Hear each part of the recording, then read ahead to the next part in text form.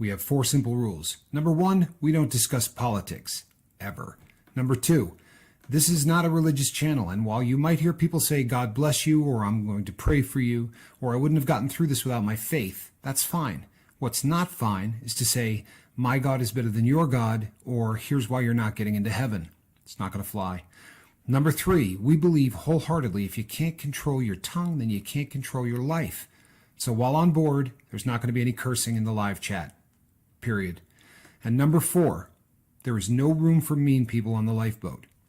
Because we discuss very sensitive things from people's past in our group setting, we got to protect those people.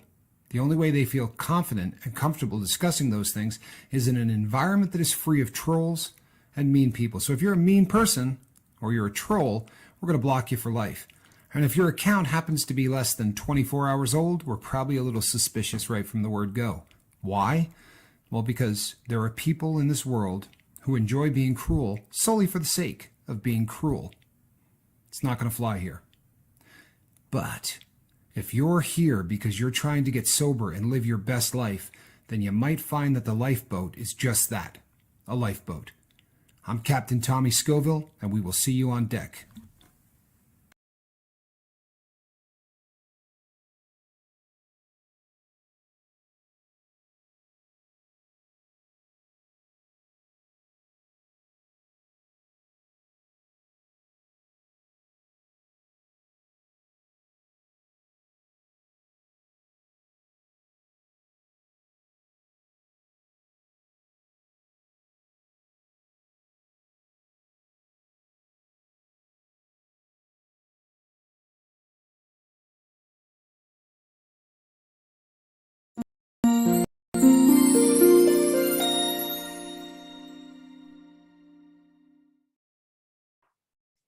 Good evening, everybody. I'm Captain Tommy Scoville, and you are on the lifeboat. Arizona Raven, good to see you. You've been missed. You really have. Thank you for stopping by. I hope that you do it far more often. I really do. But it's great to look out on the deck and see Arizona Raven. It just feels like makes more sense. Feels like something's been missing. People, you see the thumbnail. I'm going to start off tonight's show by saying that I haven't had a lot of sleep in the last couple of days. I'm just on a bad run, sort of the nature of how things work sometimes. I've explained before that part of what I do is I purchase watches, right? And I sell them, and the majority of these watches I purchase at auction, and these auctions go on all over the world. So in the best of circumstances, there are very often times that on an auction that has items that I'll be interested in, maybe starting at 3 a.m., here on this part of the world, because it's in another, part of the world. And it means often getting up at strange times or going to bed at very strange times. And, that can make for a tough schedule. But the last couple of days have been different because on top of all that, in fact, the last 3 days, but 2 were really, really quite bad. You remember the night, it wasn't last night, but the night before, we did a show where we showed that gentleman in the car with his girl. First, let me knock one thing out. Somebody left a comment that said, watching someone die was never funny to me. People, if you really think that we're laughing at somebody overdosing and dying, then you don't have a clue what's going on the lifeboat or anything else. When I said that I found that funny, I was in that lifestyle for 30 years. You didn't see me laughing about it while I was watching this. What I was saying was I used to take pictures of cats like that because when you're in the life, it is funny. When you're in the life, you're not worried about death. You're not worried about anything. And since getting sober, I find it so not funny that I do this damn show. So for the people who just don't seem to get it, yeah, I'm not enjoying watching overdoses. Speaking of which, somebody called me. Actually, what they did was reach out to me on Messenger. This would have been Friday night. And they said, Captain, someone here is overdosing. And once again, I said, why are you not calling 911? Like I talked about this on the show once already. You don't call me, you call 911. I don't want anyone deducting where this person lives. So, but suffice to say, it's not in Nevada, right? So I said, look, just hang up and dial 911. They said, well, we were thinking of driving. It was her to the hospital and just dropping her off and running. I said, listen, their fear was that they were going to get arrested. And they fortunately knew a little bit about the drug game, because the things that they were doing to keep this girl breathing, even before they got me on the phone, was sort of the go-to stuff. Like they knew sternum rubs, and they knew sort of making her uncomfortable, which is what they were doing, and forcing her to walk, basically taking a shoulder on each arm and, walking her around the room. And anyway, it took, I kid you not, hours to talk these people into just calling 911. People hear me right now. There's something called the Good Samaritan law, right? If you're making an effort to save somebody's life, it doesn't matter if the dope was yours. If you make a good faith effort by dialing 911, you're not going to get arrested, for real. And so many times people let people die because they're afraid they're going to get caught with a 10 bag of heroin. Call 911. Well, this girl, they got this girl to the hospital, where they drove down, and I said, please keep me in the loop and let me know what's going on, because at this point I'm stressed out, about this, because this had been going on for a long time. If I told you exactly what time this came in on Messenger, I'd be lying, because I don't know. But it was after midnight, and it was probably before 2. And by the time we were off the phone, it was closing in on 2. And I waited, and I waited, and I waited, and I waited. And then yesterday at about 4:00, I got a phone call. I mean, all of my phone calls come through Messenger, but I got a call on Messenger that said she's fine. In fact, she was out of the hospital within about 40 minutes, which is just great. I'm very happy that she was out of the hospital in 40 minutes. The fact that I needed to do 10 hours on pins and needles waiting to hear if she was dead, not so great, right? And we signed up for this, right? We're not kids, and we're not stupid. We know what we signed up for. And that's why I get a little salty when someone says, I don't enjoy watching people die. Come on, a little common sense, for God's sake, right? I've made it my life to try to keep people from dying. We know what we do, and we know that it's going to bring an awful lot of people that need help at an awful lot of times. And sometimes those times are late at night, and sometimes those times are early in the morning. And the people that love me, who are in my life, right, that I can interact with on a daily basis, those people say things like, you know what, you can't save every single person on your own. You can't. You can only do what you can do. So, sometimes you just sort of need to walk away. People, I've done that already. I've walked away from somebody who then died. And I'm not talking 15 years ago.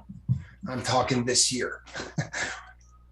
So it keeps you doing things that may be against your better judgment, in terms of realizing that you're burning the candle at 4 ends, not 2.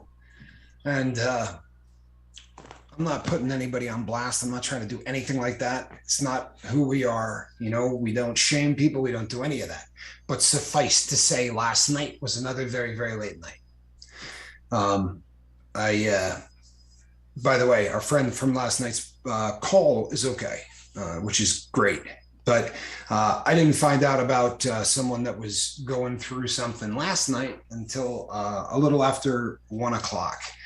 And I had a bunch of people sort of engaged in this situation. We were trying to track some things down. And so I had just a bunch of people working on this. And by the time I was done calling those people, and each of them wanted to spend 5 or 10 minutes, because you get keyed up and you get stressed up and you're worried that someone's, might be dead. And then you find out someone isn't. You can't just go, hey, we're cool on that. I got to call the next person. It doesn't work like that, right? So it ends up being a very, very late night. And then by the time, I'm getting ready to go and lay down in bed, people, have you ever been so tired you can't sleep? Like, that sounds ridiculous, doesn't it? But I swear to God, it can happen. And it also, you get really tired over, if you pull a couple of hours over 2 days of sleep, it starts to mess with your vision. It starts to mess with your coordination, right? And I repair watches. It's what I do, people. And it's, that there is a mechanism, right? That is the inside of a watch. I'm not worth a fart right now trying to do anything else. And I'm not trying to be a jerk. I love what I do here more than anything in the world. But we've come on in the past and we have said, things like, we're always going to be here for you. But if you could avoid leaving a comment that's going to scare the crap out of people, avoid leaving a text message that's going to scare the crap out of people. You guys probably remember a show where my bobbleheaded partner and I cut the show at about 10 minutes in because the person told us he was going to take his own life, right? And that was another one of those nights that we were up until, good Lord, almost when the sun was coming up. It was. It was the late night. And I'm not complaining about that, whether you believe it or not. We know exactly what we signed up for. And this is what we signed up for. But the trouble becomes that as we get bigger, there are going to be times where two of these things are taking place at the same time when a third one pops.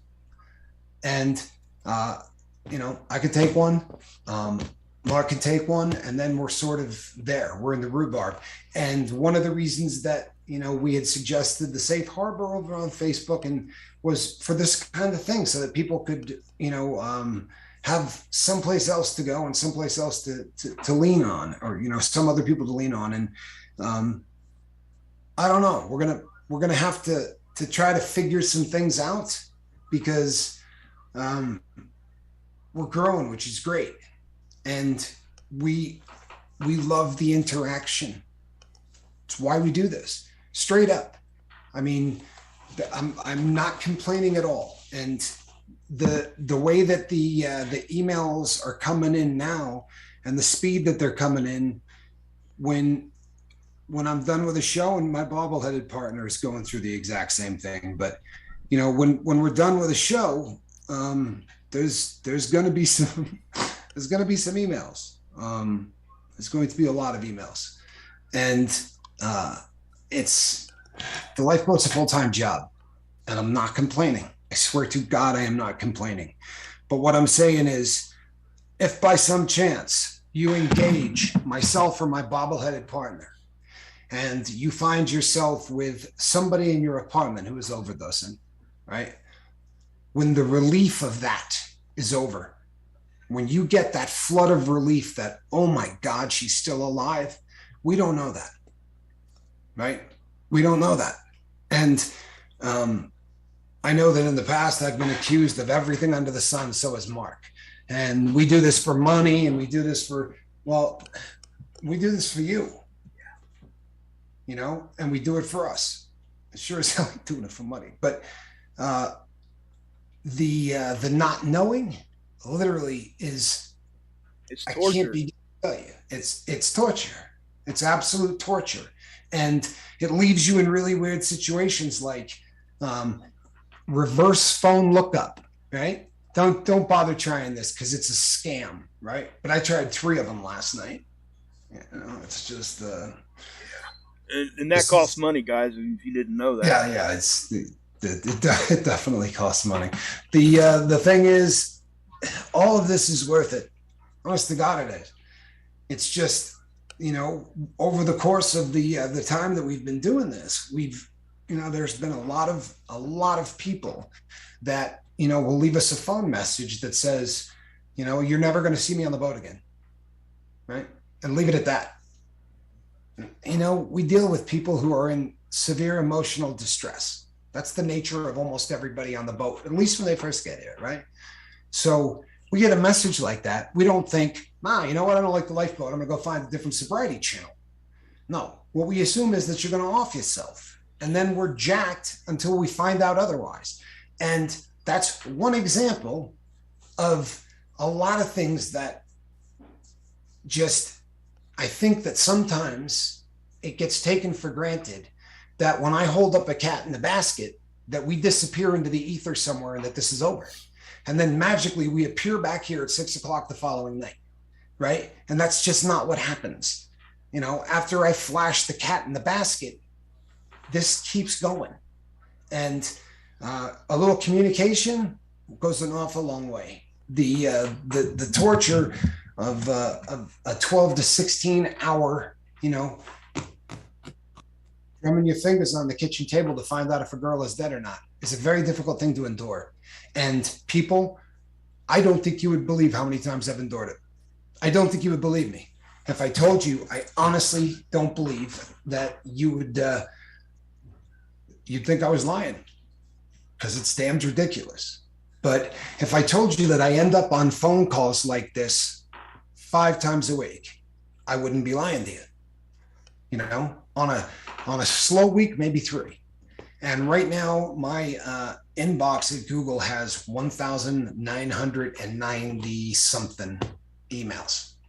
And, you go through and you look at headings. And I know I've probably blown a bunch of you off because I'm looking for people that are in trouble. And I do get back to everybody. I swear to God, I do. It just, sometimes it'll take 3 weeks, on a day where nothing is going on a day where there's no watch auctions, and on a day where I got a little time to kill, I will sit and spend hours answering everybody. But the main focus is making sure that we save lives, right? That we try to keep as many people alive to get sober as possible. And truthfully, it's a labor of love, right? But we're getting worn out. There's just no other way to say it. We're getting worn out, and not because of the show. We can keep doing this forever, but and I'm not. It's a mental tiredness, people, guys. Yeah, it really is. Again, yeah, exactly. And again, people, I'm not complaining about this, but you have to understand that if I was a person in your life, right? Let's say, just for giggles, I was a significant other, right? Or a best friend or anything like that. And you watch this happen, right? And you say, Tommy, what have you slept? 6 hours since Thursday, right? You can't keep doing this, right? Then I get all of these people saying, you can't keep doing this. You can't keep doing this, and they start saying other things, right? Do you think they would do it for you, right? With these people? And I don't know. And you know what? I don't care. That doesn't matter, does it? It doesn't. This is what we signed up for. But the mental tiredness and the physical tiredness, it means kicking our butts. And I can say our, because, when last night at 2 a.m. my time, I was texting back and forth with my bobbleheaded partner. 5 a.m. where he is. Right. So I still made church, by the way. I want to say this about Tom real quick, Tommy, that, guys, Tommy really does get overwhelmed sometimes. And let me say, here's one of the reasons. He's the face of this channel. His face is out there, so he gets a lot more emails than what I do. And, and that's something that that's a hard thing to fix unless my face is right here, which is why my face is here right now. Okay? You have other avenues is what I'm trying to say. And we've been talking about some things, and we'll bring this up later and not tonight, but we've been looking at some other ways to handle this, and so we can stay fresh, and so we can stay able to help. When we get this way and we get tired, especially Tommy, with all, guys, you got to understand. It's hard to make people understand what that feels like, because when you lose somebody after you've turned and just kind of like drop the mic on them, you don't get over that. You don't. It's there always. You might be able to get yourself to a point where, yeah, I can, logically think this through, and by everybody telling me this and that. But at the end of the day, you have to do what makes you feel comfortable. The other night, I drove over to my son's house in the middle of the night because he wasn't answering his phone. Okay? Yeah. That's the same thing. And I'm not telling you guys you guys are our children or anything like that. I'm saying that because we care about you guys. People And we that we can't drive over. and we cannot drive over. And Tommy spoke about the incident a while back that we stopped the show and everything. We literally were calling people around the world. It wasn't even just stateside. Okay, this is what people would never ever know this unless I just said that, right? I'm not The shouting anybody out. significant other was on vacation in another part of the world, didn't know what was going on. We had to make that decision. Situation was the most bizarre thing that has ever happened to the lifeboat. Yeah, And we've had some bizarre things happen to the lifeboat. and when you that's a decision that we had to make to even call this person while they were on vacation, right? And alarm them about their spouse. These are things that we have to deal with and really try to make By the the right way, decision. there's no winning in that one either. No, Right? there's It not. doesn't matter what you do in that situation, you're a loser. Exactly. You don't call, people will say you didn't care enough to roust his wife. You call his wife, you get I can't believe you just ratted him out to his wife. Yeah, There's no way to win in that one. it comes down to safety at the end of the day. Yeah, And we have to assume the 100% worst and then move from there. That's how we have to handle those situations. And I hope everybody understands that. So when you guys do, where anybody drops something like that in our comment section, starts talking like that, or even a text or whatever we got going on, as soon as that situation is over and that person is safe, we should be probably one or two on the list that you guys text and say, hey, stop worrying. Everything is fine for now. Everybody's safe. We're good. When we don't get that, we do exactly what happened last night. Literally, my stomach was upset, and I know Tommy's was. I literally sat on my couch nauseous, just trying to figure out what to do. I was asking for area codes, trying to figure out, where these people are living, and because we don't know where everybody lives. We were thinking about doing a welfare check, those kinds of things, right? But we have to know where this person's at. And this is I'm telling you guys this. We're not complaining. I want you guys to understand that what we're going through. Bingo. And here's the other thing, people. When I said I don't think you believe how many times this happens, what you have to understand is this: we're not doctors, right? There's no PhD. There's no chemical dependency counselor certificate on the wall. But we take this crap pretty seriously, and for that reason, unless it happened on the show, you're not going to hear about it. Plain and simple. Yes. So, or the person that we interacted with said, please use this to make sure that no one else does it. Then I absolutely will come, like when we talked about the overdose, falling down. Talked about the overdose that I got the phone call on. But for the most part, we can't share any of this stuff with you. So there's just a lot that's going on that. Thank you, Seventh. Appreciate it. Thanks, Seventh. Really appreciate that. And guys, and we hate even having to talk about this. And here's the thing. Most of the time when Tommy's dealing with somebody trying to help them and I'm dealing with somebody trying to help them, we don't share that with each other all the time. We can't. We don't, because we want you guys to have your privacy. We don't want you to think at any point that we're going to tell anybody anything that you said to us, including me and Tommy with each other, that you don't want to be said. So there's times where I don't know exactly how many things Tommy's dealing with, and he don't know exactly how many things I'm dealing with, right? And then you throw on top Tommy's watch business. He's starting this up, guys.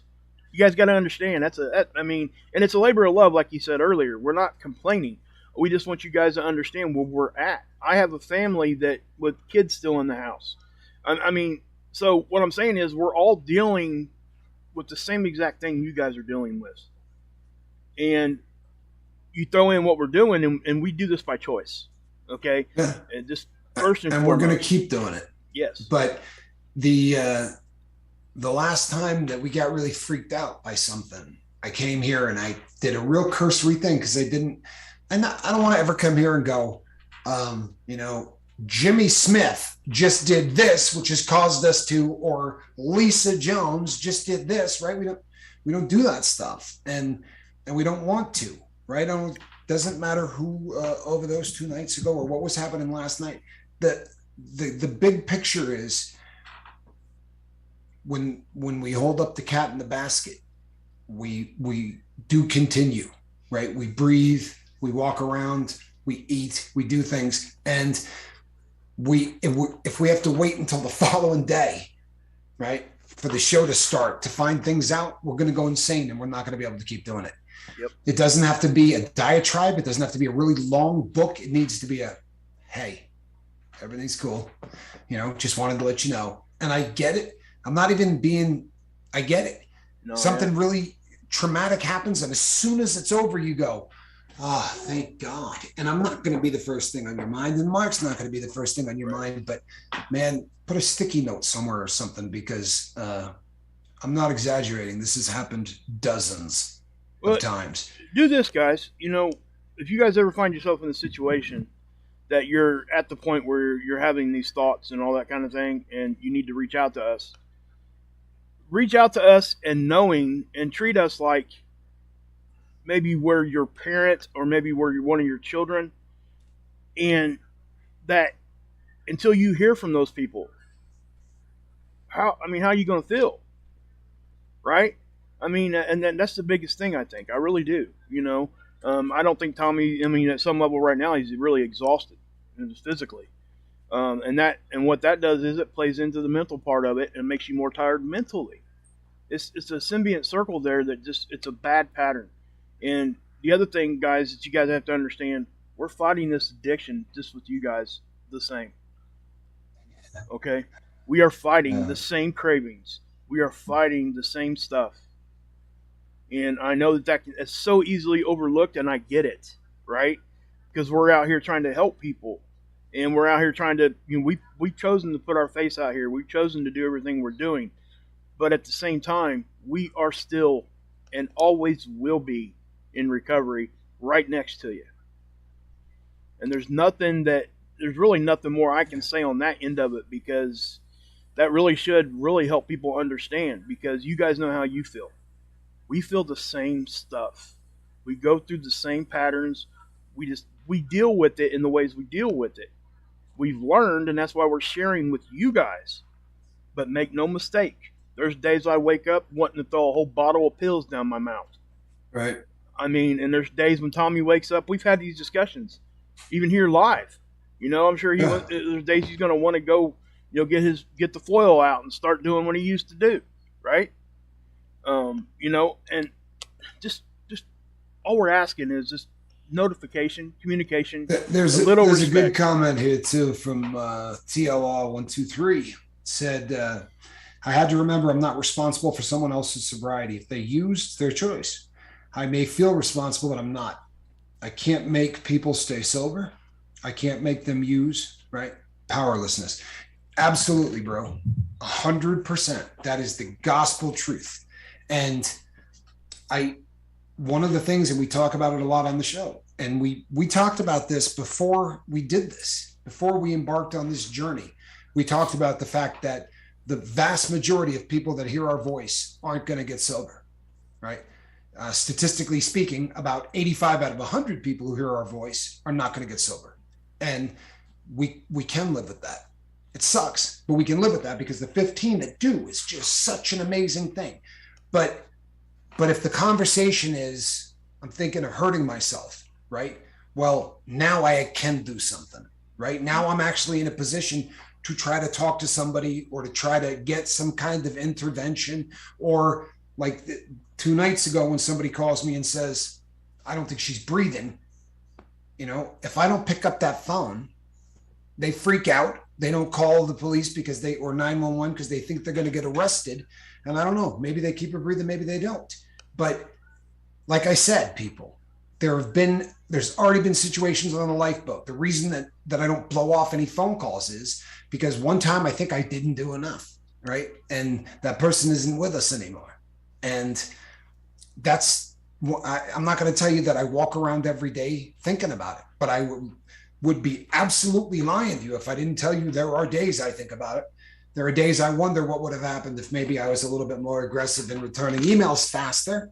You know, you read an email from somebody after they're already gone and you really don't feel like much of a human being. So you're right. We can't make anybody get sober. We can't help with any of that. We can't. What we can do is try to give people an environment so that they can talk about issues. And some people are going to get sober, and it's beautiful when they do, man. It's the greatest thing in the entire world. And it's worth everything. It really is. And the only reason we're here and doing this tonight is because we want to keep it going. But I promise you, you know, another couple of dozen days of waiting to hear if someone's dead, and I won't be able to do it. It's gonna get me to a point where, you know, it's too abusive on the system. I literally can't sleep through stuff like that. And same way. And I'm not worth a fart when I can't sleep. I mean, go back and listen to this to tonight and compare it to anything else. This will be the only video you hear where I sound like I'm from New York, right? Yep. Because the more tired I get, you know, the accent starts to come out. And I mean, seriously, as just from a public speaking standpoint, if I'm tired, I'm awful. I'm awful. So, I'm going to say this too, guys. I don't think you guys, you might understand, but you don't see it. The fact that we've shed so many tears in the background, just talking to people that need help. And then when something happens, the drastic, unforgivable, not unforgivable, but undoable thing, right, to end all of it, or if it was just, you know, an overdose or whatever, we wouldn't feel that way if we didn't care or if we didn't want to be here. And that's why we're here. We don't want, I mean, that's what we're doing. And we are working on some things to try to kind of help that load a little bit. And I think that both of us kind of knew at some point this was probably going to happen. I mean, as we kept growing. And I think at this point, we're taking a harder look at it. You know, Seven Sons got some ideas that he put up there that I think are pretty intelligent. There's been some other people that we've talked to who are coming up with some ideas, but we're going to put something into place so that if, you know, God forbid my cell service is out or Mark's cell service is out, you know what I mean? That there's people can call somebody. I know we have the suicide hotline number and we have all of those things on the bottom of the screen. One of the worst nights that I can remember ever was a guy in the comment section who said I spent 4 hours on hold with that number last night. Yeah. I literally wanted to blow something up. Yeah. You know, exactly. But once again, you know, when you hear that ding in Messenger, you know, the odds of us not getting up and listening to that, they're not very good, you know? So we're going to do it. If you're in a bad way, reach out. I'm not telling you not to, just telling you to work with us, keep us in the loop. And you know what, people, I swear to God, I'm going to bed. I'm sorry. There's no squirrel isn't even here. Right. This has just been one of those days that just know that we're going to do this show. I couldn't get out of my own way. I can't think. I couldn't come up with. This has just been guys, I just want to say this before we take off that guys, we all deal with stress, right? And this is I won't say wanted stress. It's a chosen stress that me and Tommy are doing. And just know that we love all you guys. And that's why we even care enough to do it. You know, and we're disregarding all the ignorant comments and stuff that come through. We've learned not to even look at it really. I mean, it's just something that, who cares? You can say what you want to say, whatever. But understand at the end of the day, Tommy has to be able to sleep. I have to be able to sleep.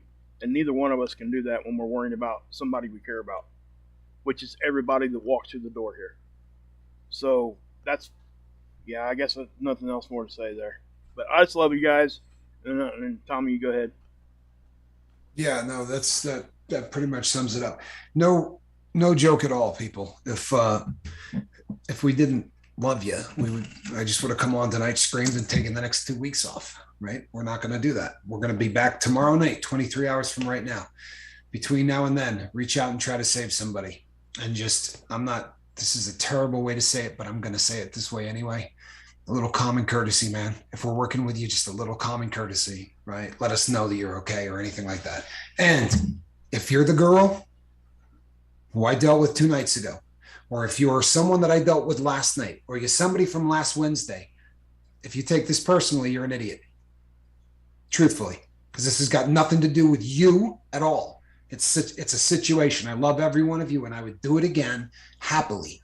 And it's great that the three of you are still breathing, right? So we got plenty to keep fighting for. And 1, 2, 3, you are going to be that 1 out of 5. I promise you are. Yep. All right, people. God bless. I am Captain Tommy Scoville, and on the other side of the glass, Mark Wages. Good night, everybody. Squirrels on strike.